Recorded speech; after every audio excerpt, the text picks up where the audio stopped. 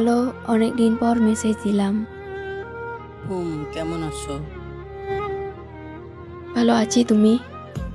ভালো থাকার অভিনয় করছি। এখনো আমার ওপর রাগ করে আছো? রাগ না, শুধু অভিমানটা রয়ে গেছে। জানো, মাঝে মাঝে তোমার কথা খুব মনে পড়ে। আমার তো প্রতিদিনই পড়ে। তাহলে আর কখনো মেসেজ দাওনি কেন? যার জীবনে নিজের কোনো জায়গা নাই, সে জোর করে আর জায়গা নিতে চায় না। আমি অনেক ভুল করেছি। কিছু ভুলের ক্ষমা হয়, কিন্তু সময়টা আর ফিরে আসে না। যদি আবার সে নতুন করে শুরু করা যেত। আমি আজও রাজি। সত্যি? হ্যাঁ, কিন্তু মনে হয় এবার আর ভাগ্য রাজি হবে না। এসব কেন বলছো? জানি না, আর সারাটা দিন মনে হচ্ছে কিছু একটা ঘটবে। প্লিজ এমন কথা বলো না।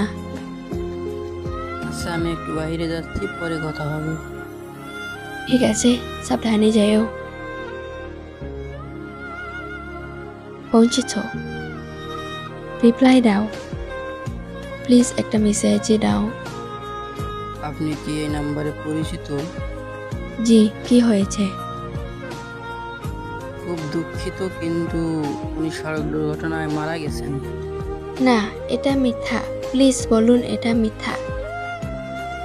ফোনের শেষ খোলা চ্যাটটি আপনার ছিল, তাই জানলাম। ওনার ফোনের শেষ টাইপের করা লাইনটা সেভ হয়েছিল, যদি আর ফিরে না আসি ভালো থেকো। তোমাকে দোষ দিয়ে কখনো বাঁচিনি, শেষ নিঃশ্বাস পর্যন্ত ভালোবেসেছি।